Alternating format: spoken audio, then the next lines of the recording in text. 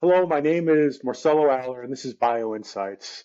This is a podcast that discusses the science of physiological data and how it relates to health, happiness, and performance. Today, we're doing a special podcast. It's a co-podcast with my friend Don Moxley, and his podcast is Life Over the Horizon. Don Moxley is a sports scientist with a mission to help people understand their changes necessary to alleviate suffering and contribute to the betterment of people's health. With a background as a athlete, sports scientist, and instructor, Don has a wealth of experience applying sports science to enhance well-being. He's a former Ohio State University wrestling team captain and was a university professor. He was the first sports scientist contributing to numerous athletic achievements. Don's expertise spans the health of athletes to win championships, to educate people about longevity, cell renewal, and performance. Don and his wife, Laura, are exploring the United States in a fifth wheel trailer, combining his passion for sharing knowledge with unique lifestyles. His diverse background really is to improve lives. And I've known Don over 20 years. His perspective really crosses many intersections: sports science, performance, technology, and research. So, with no further ado, I am excited to introduce Don. And I want to kick off the question that spurred this podcast in our conversation about the industry, the strength and conditioning industry and the fitness industry. We've both participated in this industry, and we feel that the staleness and some things that we want to share with you on this podcast. So, with no further ado, go ahead, Don. What's funny is I was out walking the dog this morning, Marcelo, and I was thinking about when we first met. It was at the E Club down on, is it Washington Square? Is that where that was? Um, Columbus Circle, Columbus Columbus Circle. That's Circle, it. Manhattan. Yeah. Working with the Equinox organization, and I was there representing Polar, the heart rate monitor company, and you were working with the Equinox training group, and we clicked right away. And I don't know how long it took me to hire you out of there, but it was a great move on my part, and it just the start of a long, fun relationship. So thanks for all the time. Has it been 25 years yet? Yeah, it's been officially, I mean, we met at 2000 and I think it was 2002, 2003, right around that time. I don't think When the I don't first think E you were Club. married yet. No, I wasn't even thinking of being married at that time. Really? I don't. I thought Yeah. I was going to be just a solopreneur, but then that happened too. So it's been a fun ride, and both you and I have both had a passion for pushing the limits, for exploring, for discovering, for what is a better way to make things work for the people we work with, for the clients, whether it's an e-club or an athlete or just Joe Bag of Donuts out there trying to make life a little bit better. So that's how we started. So to talk about this podcast and more, so we're co-producing this. So this is Bioinsights and Life Over the Horizon. And where I came up with Life Over the Horizon is that I had stepped away from sport for a little while. I was working in longevity and more human performance at an older level, not necessarily at a young performance level. And I just recently stepped back into sport performance. And I was up at the National Strength and Conditioning Association conference in July back in Baltimore. And so listen, I went to NSCA too. I've presented at the NSCA on multiple occasions.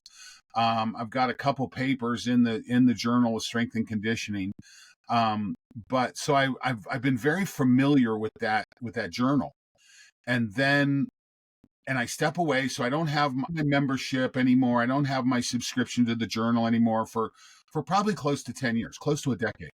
But I step back in, and you ramp up your membership, and you start seeing the literature again, and you go to this first convention. And Marcelo, I was shocked. at the amount of similarity that exists in the industry and in the journal. I'm going to have on Life Over the Horizon, I'm going to spend some time talking to a friend of mine, Ben Reuter, who works with NSCA about the same topic. But I was just shocked at the similarity. And you know, if you think about, if you went into your doctor's office and your doctor's office was using the same tech that they were using 30 years ago, you'd turn around and walk out. Yeah. You know, if you went to your Yeah. accountant and he's got an IBM 386 sitting on his desk, and you know, he would probably turn around and walk out. You know, the technology affects everything. You know, listen, Yeah. were we using I guess we were just using cell phones back when we met. They weren't smartphones yet. Well, it was Blackberries. It was Blackberries, and Yep. we were the heart rate monitors you bring up. We were still downloading it through infrared. Yeah. So Okay. we And were you're going to love manually this. putting that data into Excels. Here's my cell phone from back then. Okay, it's my favorite cell phone ever, and I keep it in my desk. But yeah, that was the tech we were using back then. And can you imagine? You know, can you imagine if I whipped that cell out on a business call or something like that? Although, if I could get my contact, then I would use it. But I was shocked at the similarity, and so I took a step back and I said, okay, you know, if you're a young professional in the strength and conditioning or human performance field, I get, you know, you go to school, you study, you curriculum, and that curriculum is probably a good 20, 30 years old, minimum. You know, when you look at Essentials of Strength and Conditioning, it's what, 7th or 8th edition now. I haven't seen it lately. But it's largely, you know, there's some edits. There's there's even new topics too, or new. I think what the NSCA's done is they've realized, and I think they're addressing it. But to your point, they are slow to change. So I definitely agree with you, because the text has changed. But I think one thing to interrupt you on is just, I think you've said it before to me in other conversations, is the dogma of how it's being taught. Right. And I think that's what, you know, hearing you, that's what keeps echoing in my ears. And Yeah. I know that you've talked about it. If the biggest change that I've seen in the industry is that now they're addressing sports science. They have specialties now focusing on how they can help first responders more effectively, how you could apply technology now. But I think when you step back, because I know you reached out to me when you were in Baltimore, and I've interacted with the NSCA. I think the biggest challenge that they have is to stay truth to the research. The challenges are that they're a non-for-profit, and I think that contributes to their challenge of change. I hear you. I don't necessarily agree. Okay. Because at the end of the day, and so let's address the dogma thing. And I'll tell you when I came up with that term. It's now been, I was teaching, it was my last teaching job I had. So this was back 2010, 2011, 2013, 2014. And I was at a little school in Western Ohio called Urbana University, and I was running the exercise studies department. And I was teaching an advanced performance class. It was a 600 level class for my senior capstone experience. And one of my students, we started into this discussion about West Side, high intensity, these kinds of things. And this kid declares he's a West Side guy. And listen, don't get me wrong. I trained with Louis Simmons. You know, I was in Louis's garage back when, you know, if you watch the documentary West Side versus the World, you know, I was in the garage at that time. I'm not in it because I didn't have 1,000-pound squat back then. I never had 1,000-pound squat for that matter. But I get it. I get the fact that Lou Simmons and what he did was very progressive and really pushed the edge of powerlifting. So my student says, yeah, I'm a West Side guy. And I said, I need you to recognize something. I said, you know, at the end of the day, you're lifting weights. and the physiology is roughly the same. And I said, you saying you're a West Side guy, and someone's saying they're high intensity, and someone's saying there's something else, is kind of it's religious. It's the difference between Baptist and Methodist. Okay, you read the same book. Okay, you've just decided there's a different approach that you want to take, but at the end of the day, it's largely the same thing. You're just creating your own dogma. And so I think this is really important to look at. And then I think if you take a step back and you look at the dogmatic nature of nutrition, I'm a vegan, I'm a carnivore, I'm a this, I'm a that. Or if we look at sports psych, I'm a behaviorist, I'm a, fill in the blank here, and again, I want to move. So let's move forward to 15 through 18 when I was at Ohio State as a sports scientist. The reason I got that job, the reason I was doing that was the work that you and I were doing at Polar a decade before that, because Polar had started to bring the concept of heart rate variability and commercialize it in a wearable device. And I don't know if you were like this. I know I saw those first white papers that came from Finland on own zone, own index, things like that. And I'm like, what is this? How are they doing? What is the physiological measure? And let me go ahead and add one more to that. My daughter, who just graduated from Ohio State back in 2020 as an exercise scientist, had no instruction in her exercise science program on HRV, had no instruction on there was no instruction on utilization of technology. It was largely the same program that I came out of in 1985. That's a long time. That's disappointing. And I think this is something that makes you and I crazy, is that we run around the country working with facilities and working with people. We were back in Polar, and I'll tell you, 20 years ago when we were there, if you would have told me that today that training with a heart rate monitor would still largely be a feature, not a practice, I'd say you're crazy. You can't do it. But that's the case. We're having the same discussions with clients. I had a long talk with a professional in New York City yesterday about we had actually developed a program back at Polar that we called cardio coaching, using heart rate monitors to drive a Group X experience to really help people individualize their training. That was 20 years ago. And literally, Marcelo, I'm having a discussion with a fitness professional yesterday that works with a large group of very high-end facilities, and we're having the same freaking discussion, and it just makes me crazy. What disappoints me on that topic is it also misinterpreted and misused the research with heart rate training, because you see it now in boutique environments where it's a carrot and stick approach, misusing trip scoring, and it really kind of leads me into like the next topic or question that I wanted to ask you is what does a conditioning facility of the future look like? Because I know I have certain things I would love to add in that environment. One product that I think we really effectively, that really didn't get its just due, that could contribute to today, was the body age system or assessment in a meaningful way. So that's where I feel like, what do you feel like this facility should look like? Because that's what's really missing, because that's really the next step in this conversation. Yeah, you and I have recently been having lots of conversations about the evolution of technology as it relates to medication and the GLP-1s and their impact on the industry. Yeah. And I was watching TV this morning, drinking my coffee, and there was a commercial came on for an aesthetics practice. And they had a technology that radio melted fat away. And then also it looked like it was probably combined with a PEMF technology that you could do 38,000 crunches in 15 minutes with this technology.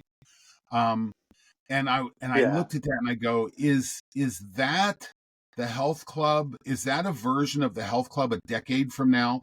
Does it migrate out of aesthetics into more? I don't know the answer to that question, but I do know this, Marcelo, is that the fitness industry has failed at creating a model that addresses the needs of the majority of the population.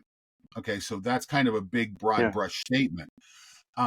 We still largely service the same enthusiast group. These same enthusiasts just move from facility to facility, and now they're kind of moving out of facilities with the emergence of Peloton during the COVID, and then with the emergence of online coaching and so forth. We're starting to see it, individuals or these enthusiasts move out of facilities and go to online relationships with their professionals. But let me go back and try and answer your question. I don't know. Okay. But I do know we have to start to think about it and talk about it. And that's why we're having this podcast, and that's why I'm doing Life Over the Horizon. But we have to learn it's not about your program or your equipment or your facility. It's about the members' goals, the members' individual desires, what their time commitment is. It's the ability to meet the need of individuals and not necessarily see how many like individuals I can get in to go into my program, in my facility, in my fill in the blank. I think to date, it's been used more for behavior modification to kind of frame what you're talking about. It is not about the wearable or the device. It's how it adjusts that behavior. But what I get, I guess, frustrated about is that it's not evidence-based sometimes. It's not good. It's not the professional that incorporates it might not what's the right device to add in their facility, or what's the right product to add in their facility, or because it becomes that dogma thing. It becomes, I'm a conjugated guy, I'm a hit guy, as opposed to what does that athlete need? What does that client need? What can keep them consistent? What really helps them? And there's a lot of shortcomings too with devices. Your comment earlier about body age, and for the audience, I don't think body age is a thing anymore. I think it's gone. But body age was sadly a product that Polar had. Yeah, that Polar had that essentially it was a computer that a skin fold caliper fed into and a scale fed into, and it had a heart rate receiver so we could do cardiovascular fitness. It had a flexibility test, and then it had a series of HRA questionnaires, and we really got a testing. Pardon me? Isometric strength testing as well. Yeah. Which was a really interesting concept, because what we did was, when we started working with it, this product was largely launched in physical education programs, in school physical education programs, largely in the outlying Chicago suburbs. And then we introduced this to into a large health club, Lifetime Fitness. I had some connections. We introduced it. We did demos, and we introduced it as a fitness assessment tool. And it was the demo was a complete failure, was an utter failure. So our boss at the time and I were up in Minneapolis, and I sat for an hour and had their director of personal training just rake us up one side of the coals and down the other, and called us anything but, a nice name. But as I listened to him, what I heard him say is that I don't need a computer to help me do a fitness assessment. I need something to help me sell personal training. And back then, you'll remember, is that I think they had like a less than 20% conversion rate from new members to actually go meet with a personal trainer and discuss a program. We went back, relaunched the program, put in body age. And what happened is, when that member is standing there, they have a want, they have a need, they have something they're looking for. And when the salesperson at Lifetime said, oh, we have this program that's called Body Age. We're going to do a fitness assessment. And Mrs. Jones, right now you're 54, but there's a good chance your body age is probably higher than that. But we're going to give you a program. If you do this, this, and this, you can be 45 again. Mrs. Jones, how would you like to be 45 on your next birthday? That same member that wouldn't go meet with the personal trainer would disrobe in the middle of the facility to be 45 to be 45 on their next birthday. I mean, it was crazy how well it worked. Now, listen, that's one of the other problems with tech. Is tech has a life cycle. And with body age, it went through its life cycle, and it looks like it's probably passed. I'm waiting for the next version of this. We see it emerging, like in some blood tests and some things like that. But I want to bring this back to our original question. You mentioned needs assessment. And I think this is an important thing, that when someone walks through that door, what are some things that we can do? What are some assessments that we can do that we can create some physiological markers with and some physiological tags, so that that member, I'll back up another second here really quick. The reason I was familiar with body age was I had put that technology into the lab of a facility I was teaching at the time, because I was teaching people how to be personal trainers. And I said, listen, if you're going to be a professional trainer, what distinct, and this is 30 years ago. This is a long time ago. Personal training had not exploded yet. And you could go into a gym and there would be quote unquote personal trainers in there that would do it for free. They would work with you. There was no cost. And I said, so what's the difference between someone you pay and someone you don't? And I said, well, someone you pay, you should be able to expect a measurable difference for your investment. That's how we started doing it.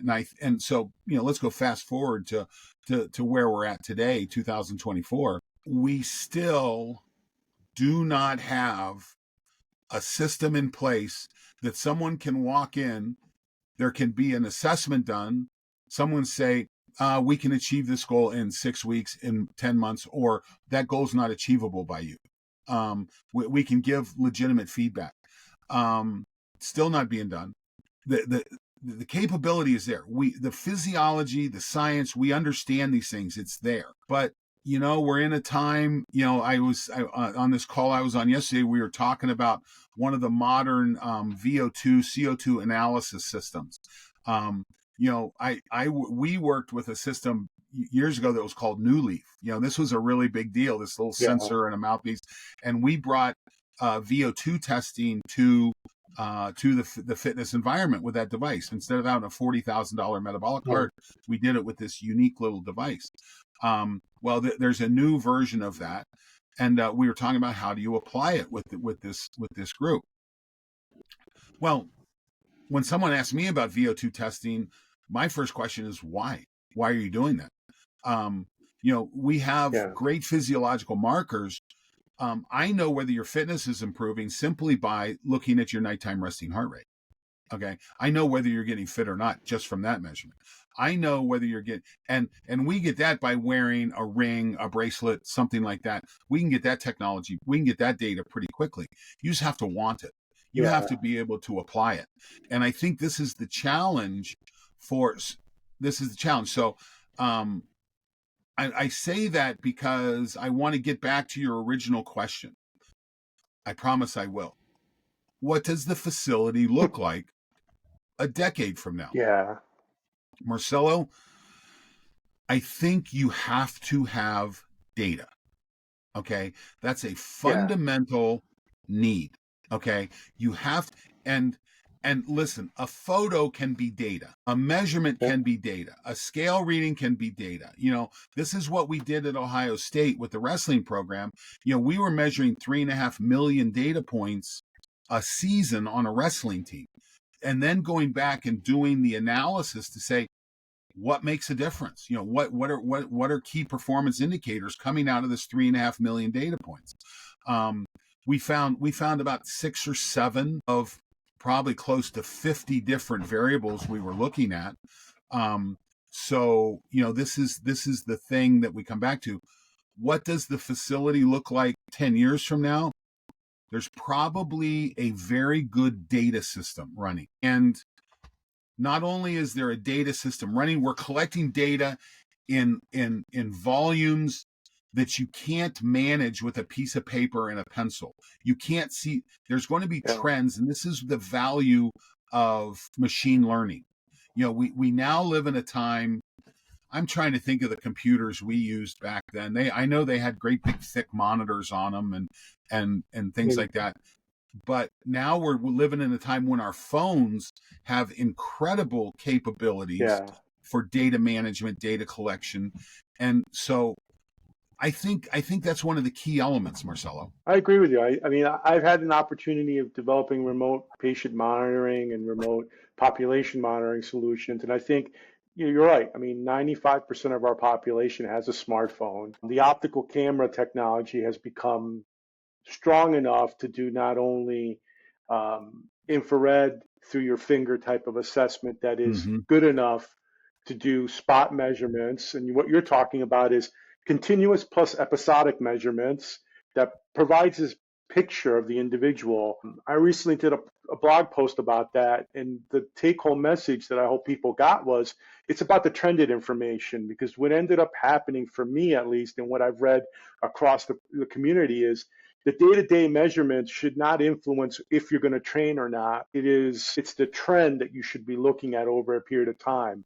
And what ended up happening with most people is after 6 or 8 months, they put the wearable away, not understanding the data, and then the fitness professional or the strength and conditioning coach who's measured on outcome, like you talked about, really fails to connect all that and educate all that. And I think that's where the NSCA or ACE or these national associations of these professionals could sit there and allow for better conversation and better solutions to happen, because besides the staleness that we see, or the lack of change, the industries are dying. It is more or less, I mean, post-pandemic, personal training is not what personal training used to be. And strength and conditioning now is completely different to what it was prior to that. So let's talk And about it's that for a simply second. because, yes, yeah, How is it let's talk. different? What's it different? Strength and conditioning. How did COVID change strength and conditioning? You can't when you couldn't get all your athletes into a rack and have them do Olympic lifting or have them do powerlifting. You had to actually figure out how to get them stronger or powerful with what they had at home or Hmm. within an environment that allowed them to train. Number one. The Right. one, like the really cool things that we share, figuring out how you can do that, right? And I've worked with UConn, Notre Dame, a lot of these prestigious organizations and coaching communities that used methodology that if push comes to shove, they would have a solution of gym in a bag, if you may. And that might have Right. been a simple chest strap with an understanding of how fast they could run, understand their critical velocity, understand how much distance they need to cover in a period of time, understand the demand of the sport, understand then how strong do they need to be. Because I think the community still is trying to create an Olympic lifter or a power lifter, and you don't need that strength. I You think you're just don't. spot on with that statement. Yes.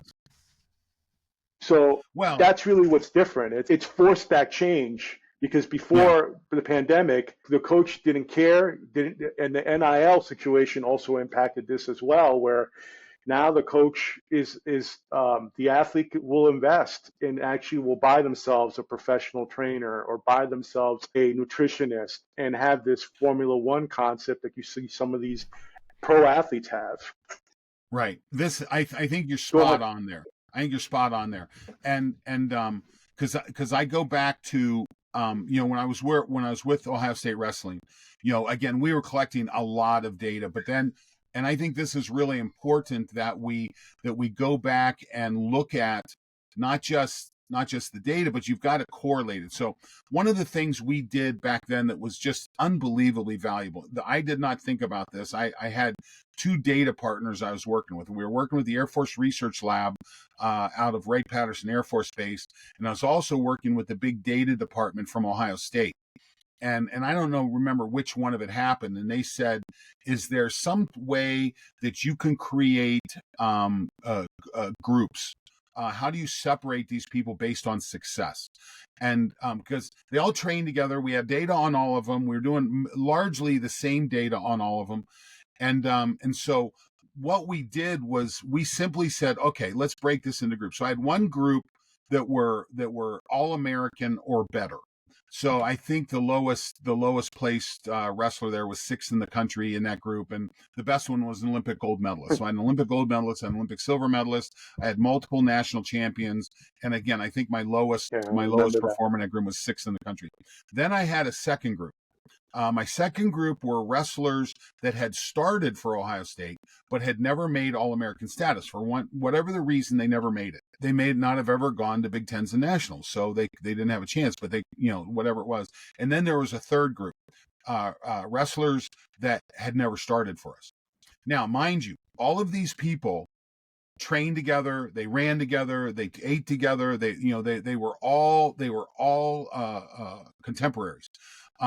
And so we looked at, okay, what does it take? And what was funny about this is the coach at one point in time came to me and said, hey, we want to put a bench press club on the wall. And I said, over my dead body, I said, I will not support that. In fact, I will fight it. And he goes, why? And I said, well, because our job is to encourage athletes to do the things they need to do that make them better. And I said, we do not have a bit of data that shows an improved bench press leads to improved performance in any of these three groups. In fact, the only strength, well, we had three strength factors. Once you could deadlift 2.25 times your body weight, you could move from group 3 to group 2. So strength was a limiting factor on your ability to make the starting lineup. Absolute strength there on measured with the deadlift. We did not see the relationship with any other barbell exercise. The only other exercise that we saw a benefit from were planks, muscular endurance, and we also did a weighted weight hold. So the athlete stood with their body weight divided in half. So they held a dumbbell of half their body weight in each hand, and we timed it. So as long as they can hold it. Both of those factors also correlated very highly to not just movement between group 3 to group 2, but also there was a little bit of work there from group 2 to group 1. So my All-Americans or betters displayed muscular endurance. Okay. They had baseline strength, but so we had athletes that could deadlift more than 2.25 times their body weight, but there was no correlation to their ability to move between groups. So this was really important. And so when the coach said, I want to put a sign on the wall that celebrates bench press, that's the reason I pushed back. I said, no. I said, that does not correlate with anything we do. We are going to focus on what makes a difference. We want these athletes paying attention to what makes a difference. And, the thing that made the biggest difference in these athletes was cardiovascular fitness. The thing that selected for an athlete to move from group 2 to group 1 was VO2 max. And we didn't measure it on a treadmill with a mask. We went out and ran a 3K run, and I calculated it. And there was a very high statistically significant correlation of those athletes' ability to, that separated my group 1 from my group 2. So if a guy's in the starting lineup and he says to me, I want to make All-American, I could go look at his VO2 and say, there's where you need to work. So, this was important. That's an awesome story. The field testing part is really what I love about it, because that's always something that I've most recently, right? You talk about measuring VO2, measuring your energy systems. A lot of people, since we've been in this industry, always come to us and say, well, what type of test should I do? How do I program my training zones? Or what type of training style should I do? And I think this discussion that we're having, let's translate that to longevity. How different is it, or is it the same? It's the same. What are your thoughts on that? When I first moved into longevity, it was funny because I thought, okay, we're starting from scratch. Well, no, the thing you got to remember is we're all humans. We all have human DNA. Just some are younger. And, if you've ever heard me talk before, you've heard me talk about what I call my 4 rocks in the jar. I like going back to the Stephen Covey 7 Habits of Highly Effective People. There's a story in there about them, guy going out on stage and he puts these great big rocks in a jar, and and ask the audience, is it full? And they say, yeah. And then he puts gravel in, then he puts Yeah, sand in, then I he puts love that water in. one. Yeah, I love that story. But the other part of the story is that if you put the sand and the gravel in the jar first, you can't get the big rocks in. Okay, so it's critical to figure out what your big rocks are. So my big rocks for longevity are movement. You have to move. You hack movement with exercise. Nutrient dense food. You hack nutrient dense food with supplementation. Sleep. Sleep's a critical rock in the jar. You can't hack sleep, but you can hack the sleep environment. And then finally, my fourth is light. My fourth rock is light, and light can be nutritive or it can be toxic. Getting nutritive light on your skin. You'll look over my shoulder, you'll see a red light infrared panel. That's part of my practice. By the way, I learned about this technology with my wrestlers back at Ohio State, saw some amazing results, didn't understand it at the time, didn't understand biophotomodulation. I've come to have a huge level of respect, and I think this is a tool that that should be in a training facility 10 years from now. There's an answer to one of your questions. What's it going to look like? You should have tables, or you should have things that look like that. So the four rocks: movement, nutrient dense food, sleep, and light, which go into the jar of purpose. So the jar is, what is your goal? What is your purpose? Why are you waking up? Because we live in environments that drive us to move less, to eat shittier food, to sleep less and have less sleep quality, and to dump toxic light into our eyes at night and from our phones and so forth. But you have to have a purpose. You have to have something driving you, something to wake up and say, this is what's on the horizon. This is why I'm making this sacrifice. And sacrifice, I'm not sure is the right word, but I'm making the decision to counteract my environment.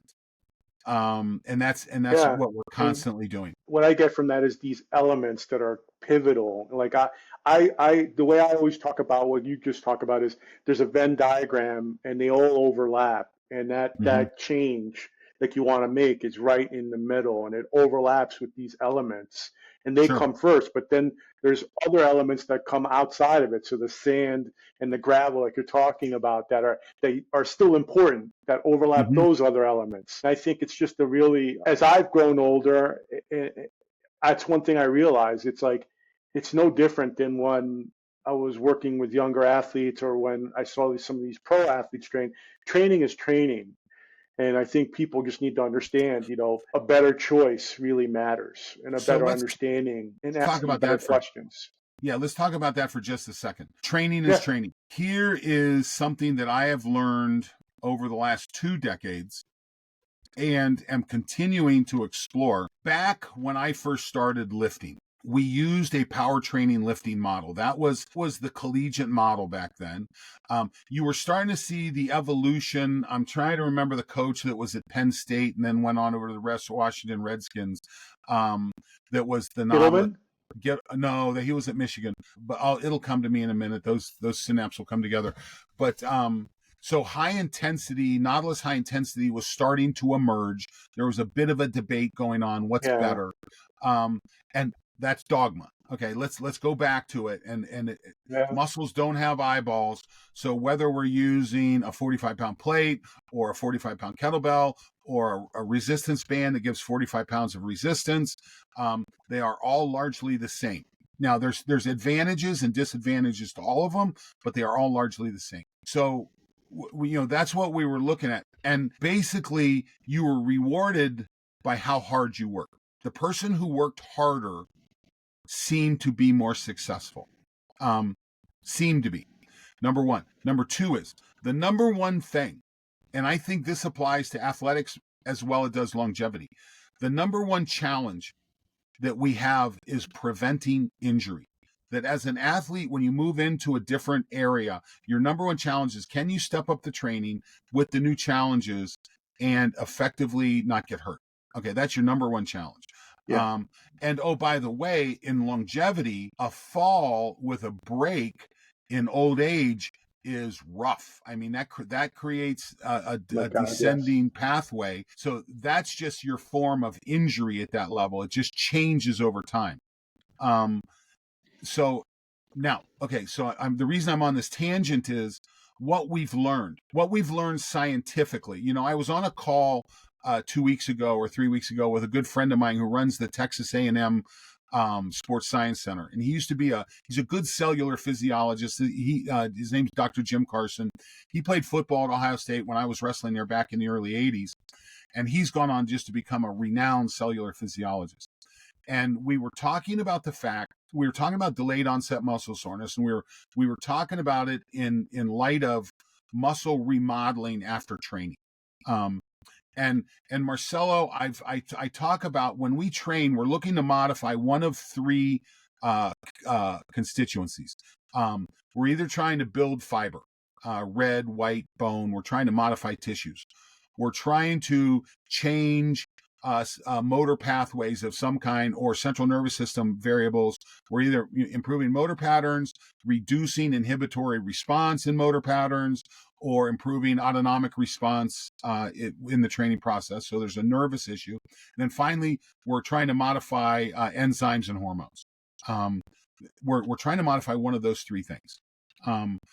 Now, with that said, when you look at the data, I brought technology into my practice. God, it's probably been 20 years ago. I had a little training facility that was called Lemonade. And one of the things that drove me to developing Lemonade Number Fitness, I was overtraining with Lou Simmons at Westside, and he had this thing called a Tendo machine, a Tendo box. And it was a string pot that attached to the bar that measured bar speed. And I looked at this and I go, so now we can measure the quality of each repetition. And you start to look at the science. And I then took it to the next level. I invested some money. I developed my own Tendo-like system. I developed my own software. And what you see when you apply that technology in velocity-based training is that you can rack the weight long before you would normally and still see the gains over time. Okay, still see gains. I can take two people, I can train one with velocity-based training, I can train the other without. The other without is probably going to do more repetitions, they're going to do more workload. But if I take those two people over time, their gains will be the same. Okay, so it becomes an issue of economics. And so let's go back and look. So what have we said? The facility 10 years from now creates data that we can make decisions with. Number two, we use economic models to make decisions on what is good for an individual, what is not. We use investment concepts. We talk about what is the return on investment. So if I give you 3 reps and I get the same return that if someone giving you 6 to 10 reps, I'm going with the 3 rep routine. So I think that's the second thing. Time too. Yes, absolutely. It maximizes time, energy, everything. I was thinking about Lemonade because I've been playing with this little IMU developed by Move Factor X, and it looks at the velocity sequence. So it looks at how you basically the eccentric transition from eccentric to concentric work. And it gives you this waveform that looks exactly like a forced platform data. And to your point, I could start seeing speed changes and power changes. And that's what immediately remembered with your system with the key fob and going through the equipment that you've laid out in your facility. And I just think today that would be, unfortunately, products like that are still available, but they're not really being implemented that way any longer. But that is, you're seeing that with eGym as a good example. eGym is bringing in digital technology, measuring speed and measuring power and measuring repetitions. I just don't know if the intent part or the programming part still is dialed in as what you're talking about, because it's really dose response. And I think that's something that you taught me really well about as well, is that dose response. That's what you're talking about, is how much is enough? Dose response, the minimum effective dose. These are two important concepts. So the facility 10 years from now, let's go back to our thesis and let's look at that. Do you think, we talked about data, where's the data coming from? The data comes from everywhere, whether it is that little device that's attached to a bar, whether it's a force platform in the floor, whether it is, there's all kinds. Now, listen, And I know a young coach is listening to this and is just scared to death right now of two things. Number one, I wasn't great in economics, and that's why I went into strength and conditioning. I only have to count 45, 25, 10, 5, 2.5. But so let me alleviate your fear. I'm the same person for the large part. One of the reasons I was able to do this was I went out and got help. I went over to the Fisher College of Business, to the big data people, and I said, I need help managing data. Um, and they said, well, show us what data you have. And it was kind of a cool experiment. So I hand over a relatively meager data set. And the director of this facility, the guy's Dr. Ralph Greco, comes back and he has this spider graph he shows me. And he says, okay, we can really see some stuff. And he says, this guy right here, and he points to it on this spider graph. It's a real outlier. And he says, this is the guy that we need to model. And I said, Ralph, the only problem with that is that guy's the worst guy on the team and we're cutting him tomorrow.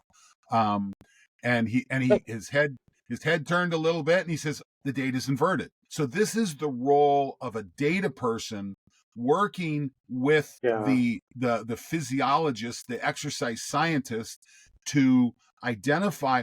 We reverse the data, boom, my Olympic gold medalist came right out on top. So the data then started to fit expectations.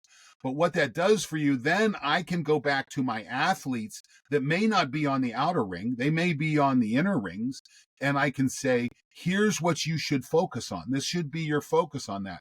And it was very multidisciplinary, and it worked out. We really moved the needle with that team back then. But this is the point: is that this facility, I think, in a coaching level, my daughter is a college lacrosse coach now, and I have this discussion with her all the time. A sport team creates reams and reams, or has the ability to create reams and reams of data. The problem is college sports coaches have so many demands on them with recruiting and just everything that you need to do, that they don't have time to go take an economics course. And my point is, I believe the weight room, the college weight room, the pro weight room, a decade from now has, and take this in the sense that is, they have a nerd. Okay. I had a guy. So I worked with Ralph. Ralph got me an intern. This kid had no shot in hell of ever being a college athlete, but he loved college athletics and he would do whatever he could to be part of the team. So great data guy. We created data management systems. I did not have a budget for one of the high-end athlete management systems. So we took Google Sheets and Google Forms and things like this. And with my intern, we built our own dashboards. And so I believe the training facility of the future, I'll contribute to that story one more element. Down at Davidson University in North Carolina, where Seth, the basketball player from Golden State, Seth Curry, played. Curry, yeah. So they have a manager program. They have people from their business school that do nothing but collect and aggregate data. Okay. And this is a very, very large program. They're managers. You can use managers for doing more than filling water bottles and picking up blocking dummies. You're bringing up a really great subject, because I just, like, when I wrapped up my MBA, that was part of the business analysis that we do, is looking at now tools like Power BI, AI solutions as well, that I think that's going to be you're seeing now, Absolutely. You're seeing it implemented, but the future is that it's this dashboard capability where you have you have normative data, you have significant power values, you're comfortable, you had to work with a community to identify and customize it, because obviously unique programming, unique group set. But I think in looking at our population right now, yeah, it's correct. You have to build your own. Well, I know a lot of people don't want to understand that, but you're better off building your own, because you can buy something off the shelf. And listen, I've sold stuff off the shelf. So have you. The problem is you're limited. And if you're going to really do something, you want to build it, because that's going to be better at the end of the day because that's yours. You can control it. That's also your unique differentiator. So That's let's the point. That's the kind point. of, yeah. It So differentiates you. I It think makes we've defined. Yeah, it makes exactly it. It's that kind of takes it all home. I think we've answered that question.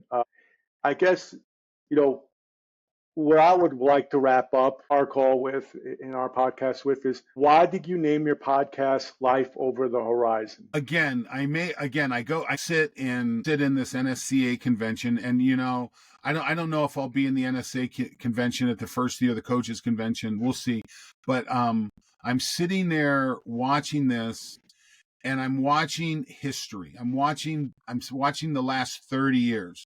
And my intention, listen, I am an educator at heart. That's what I do. I help individuals understand the changes necessary to alleviate suffering and contribute to the betterment of well people. If you're applying, that's my personal mission. If you're applying that personal mission to a college athlete, alleviating suffering is preventing injury. My daughter called me in tears 2 days ago. One of their top players blew an ACL doing a drill. And, Marcelo, I believe 100% of the sporting community needs to be aligned with injury prevention. And we're nowhere close. My daughter coached up at Northwestern right when she got out of undergraduate and her grad school. And they have this gorgeous facility up there on the Lake Michigan waterfront. And they put it in and they put the turf in, and boom, 6 girls pop ACLs the first season. And everyone's like, oh, it's the turf, it's the turf, it's the turf. And no, it's not the turf. The turf is simply a trigger. There was something about those 6 girls that was unique that the turf triggered. Okay. And I think this is really important. And it's only through the aggregation of data. And it may take seasons and seasons to get this. It may take a lot of data, but you have to collect it. Now, to answer your question, I wanted to start looking over the horizon, the forward horizon. Where are we going? Helping look over the edge, because my desire is to help professionals. You can be an old professional or a young professional. I want to help these people figure out what does this. Listen, if you get 10 years from now and your facility looks like it does today or did 20 years ago, you know what? No, thank you. I'm not interested in that. But I'm interested in, one of my next podcasts, I'm talking to a trainer, Skylar Richards, and there's a paper that was just published looking at interdisciplinary approaches to sports performance versus cross disciplinary. And what was interesting as I was reading this article, it says interdisciplinary basically says the different groups agree to work together, but they also agree to stay out of each other's environment. This is my space, stay out. And I see this in college athletics all the time. And I think it's a broken model. I think it's an absolutely broken model. It's usually a medical model. You usually have a team doc sitting at the top of that probably can't identify the rules of the sport, let alone the demands being made on the athletes. So and listen, I'm all about going to med school and becoming a good orthopedic surgeon and doing that. But the idea that you can advise a good exercise physiologist with data that's in the room every day, it's got to become interdisciplinary, transdisciplinary, and it's based on data. Okay, it's based on you have to be willing to collect it, to look at it. You have to admit my system may be the problem. You have to admit that. Yeah. And what am I doing every day to make sure my system is not the problem? I've seen strength coaches with programs, and I guarantee you they're popping ACLs. I guarantee it. But you know what? It's their system, and they've convinced the head coach that it's the right way to go. And I'm like, yeah, the physiology on this and the kinesiology on this is effed. So I do see some programs that have adopted that and have been implementing it for a long time. I had an Transit. opportunity of working with two of them. Yeah. Yeah, two of them, two of the programs, UConn and Notre Dame. I remember when I collected the data too, when we developed the Team 2 system, we gathered all this data and we showed, because at that time, it was still being implemented, the 1,700-yard sprint within a specific period of time for linemen. Mm-hmm. And we gathered all the data and we basically showed that you're overtraining, and it's not specific for linemen. These guys are moving 5 to 7. It was just a no-brainer, but there's reasons. I understand coaches, when you talk to a coach from that community, they're going to say, well, this is what I do for a gut check. There's other What is conversations. I think that would lead us to about another hour. what But is that? you Yeah. brought up ACF. Yeah, exactly. Let's I put a pin in that one because I don't want to open up the Pandora's. Yeah. Yeah. Uh, Yeah. the UConn situation really resonates with me because they showed how to mitigate ACL risk, and they actually had a research article back then looking at just trim scoring.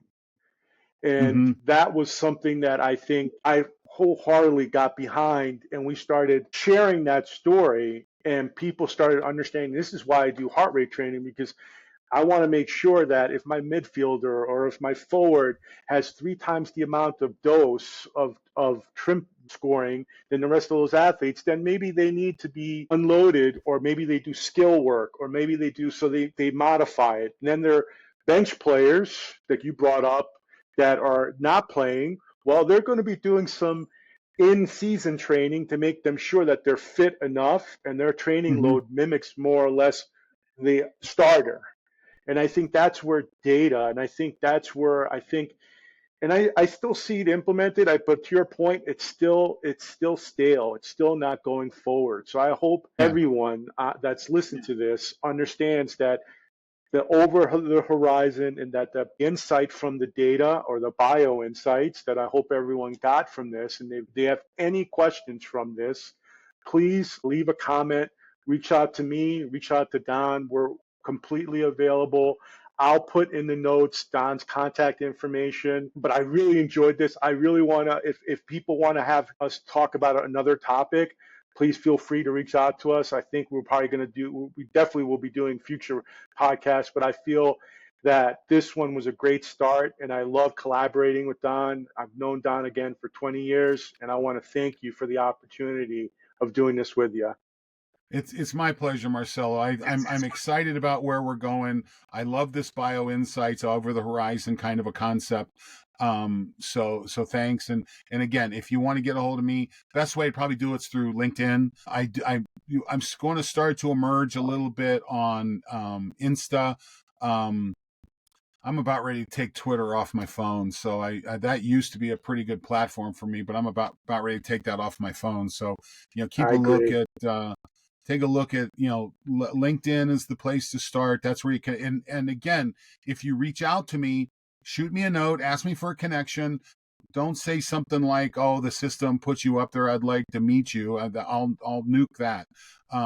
But if you say, hey, I heard you on the podcast, I'd like to talk to you about this concept, I'll send you a meeting link and we'll set up the time. So I'm looking forward to it.